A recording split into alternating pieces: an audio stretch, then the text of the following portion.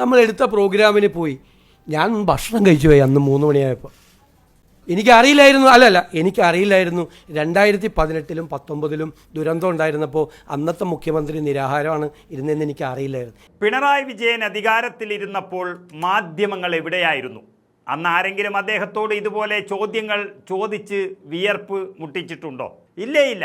എന്നാൽ ഇന്ന് 32 മിനിറ്റ് നീണ്ട ഒറ്റ വാർത്താ സമ്മേളനം കൊണ്ട് CPM-നും അവരുടെ ഒത്താശക്കാരായ മാധ്യമക്കൂട്ടങ്ങൾക്കും വളരെ കൃത്യമായ മറുപടി നൽകി വായടപ്പിച്ചിരിക്കുകയാണ് മുഖ്യമന്ത്രി VD സതീശൻ. നാട് മുഴുവൻ പ്രളയത്തിലും അതിതീവ്ര മഴയിലും മുങ്ങി നിൽക്കുമ്പോൾ ജനങ്ങൾക്ക് ആശ്വാസമേകാൻ അഹോരാത്രം പണിയെടുക്കുന്ന ഒരു ഭരണാധികാരിയെ വ്യക്തിപരമായി അധിക്ഷേപിക്കാനും ഇല്ലാതാക്കാനും നോക്കിയ കപട മാധ്യമ പ്രവർത്തനത്തിൻ്റെ മുഖം മൂടിയാണ് അവിടെ അഴിഞ്ഞു വീണത്.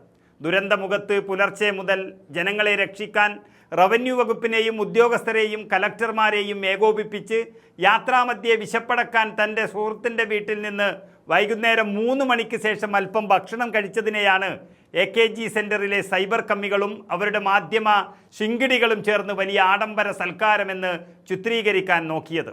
ദുരന്തമുഖത്ത് അഹോരാത്രം പണിയെടുക്കുമ്പോൾ വിശപ്പടക്കാൻ പോലും ഒരു മനുഷ്യന് അവകാശമില്ലേ എന്ന് ചോദിച്ചുകൊണ്ട് ആ വ്യാജ പ്രചരണങ്ങളുടെ നട്ടലൊടിക്കുകയായിരുന്നു മുഖ്യമന്ത്രി. സ്വന്തം പാർട്ടിയിലെ ഏരിയ സെക്രട്ടറിയെ വിട്ട് ദുരിതാശ്വാസ ക്യാമ്പിലെ പാവപ്പെട്ട അമ്മമാരെ കൊണ്ട് പിണറായി വിജയനായിരുന്നെങ്കിൽ ഇങ്ങനെയൊന്നും വരില്ലായിരുന്നു എന്ന് നിർബന്ധിച്ച് പറയിപ്പിക്കാൻ ശ്രമിച്ച കമ്മ്യൂണിസ്റ്റ് പാർട്ടിയുടെ തരംതാണ രാഷ്ട്രീയവും കേരളം കണ്ടതാണ്. ക്യാമ്പുകളിൽ വെള്ളമില്ല, വെളിച്ചമില്ല എന്ന് കള്ളക്കഥകൾ ഉണ്ടാക്കി നാടിനെ തെറ്റിദ്ധരിപ്പിക്കാൻ നോക്കിയ സഖാക്കളുടെ ഒരു നാടകം അപ്പോൾ തന്നെ ജനങ്ങൾ പൊളിച്ചെടുക്കുകയും ചെയ്തു. എന്നാൽ ഇത്തരം വ്യാജ പ്രചരണങ്ങളിൽ ഒന്നും തളരാതെ KSEB മന്ത്രി സണ്ണി ജോസഫ് ഉൾപ്പെടെയുള്ള തൻ്റെ മന്ത്രിസഭാ അംഗങ്ങളെ മുഴുവൻ ദുരന്ത മേഖലകളിൽ സജീവമായി നിർത്തിക്കൊണ്ട് ഒരു യഥാർത്ഥ ഭരണകർത്താവ് എങ്ങനെയായിരിക്കണമെന്ന് തെളിയിക്കുകയാണ് VD സതീശൻ. തെറ്റായ വാർത്തകൾ കൊണ്ട് ജനങ്ങളിൽ ഭീതി പരത്തുന്ന കമ്മ്യൂണിസ്റ്റ് പ്രചരണങ്ങളെയും അതേറ്റുപിടിക്കുന്ന മാധ്യമങ്ങളെയും VD സതീശൻ തരിപ്പണമാക്കിയത് ഒരൊറ്റ വാർത്താ സമ്മേളനം കൊണ്ടാണ്. ജനങ്ങൾക്കൊപ്പമുള്ള ഒരു ഭരണാധികാരിയെ വ്യാജ വാർത്തകൾ കൊണ്ടും സൽക്കാര കഥകൾ കൊണ്ടും വീഴ്ത്താമെന്ന് AKG സെൻറ്ററിലെ കമ്മിക്കൂട്ടങ്ങൾ കരുതേണ്ടതില്ല എന്ന് ഉറക്കെ പ്രഖ്യാപിക്കുന്നതായിരുന്നു ആ വാക്കുകൾ. നമുക്ക് കേട്ടു നോക്കാം. നമ്മളെടുത്ത പ്രോഗ്രാമിന് പോയി. ഞാൻ ഭക്ഷണം കഴിച്ചു പോയി അന്ന് 3 മണിയായപ്പോൾ.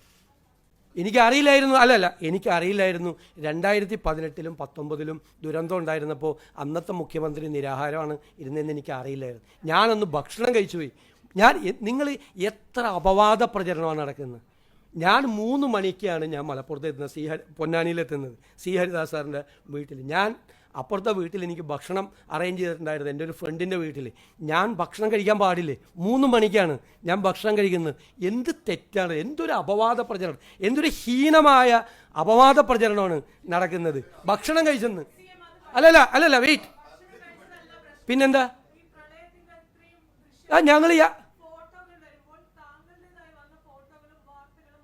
ഞാൻ ഭക്ഷണം കഴിക്കുന്ന എങ്ങനെ മാച്ച്, എന്ത് മാച്ചിങ് ആണുള്ളത്? നീലയും കറുപ്പോ? നിങ്ങളെന്താ ഒരു ഭക്ഷണം കഴിക്കുന്നത് ഫോട്ടോ എടുത്ത് പുറത്തു കൊടുത്തതിന് നിങ്ങൾ എന്താ ഔചിത്യമാണ് നിങ്ങളുടെ ചോദ്യത്തിൽ? അല്ലത് ഭക്ഷണം കഴിച്ചു, തെറ്റുപറ്റിപ്പോയി, ഇനി മുതൽ ഭക്ഷണം കഴിക്കാതിരിക്കും. എന്തൊരു മര്യാദകേടാണ്!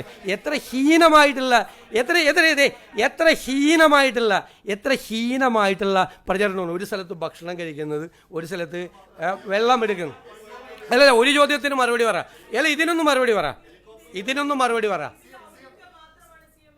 എന്താ ഔചിത്യക്കുറവാണ് ഭക്ഷണം കഴിച്ചതിന്? ഭക്ഷണം കഴിക്കാൻ പാടില്ലേ? നിങ്ങൾക്ക് വേറെ എന്തോ ദുരുദ്ദേശമുണ്ട് നിങ്ങൾ ചോദിക്കുന്നതിൽ. ഞാൻ ഭക്ഷണം കഴിച്ചു പോയി, ക്ഷമിക്കണമെന്ന്.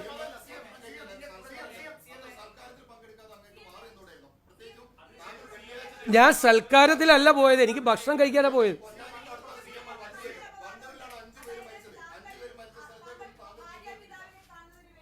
ഇത് കഴിയട്ടെ, ഇതിൻ്റെ വിഷമം തീർക്കട്ടെ. ഇതായത് നിങ്ങളൊരു കാര്യം ആലോചിക്കണം.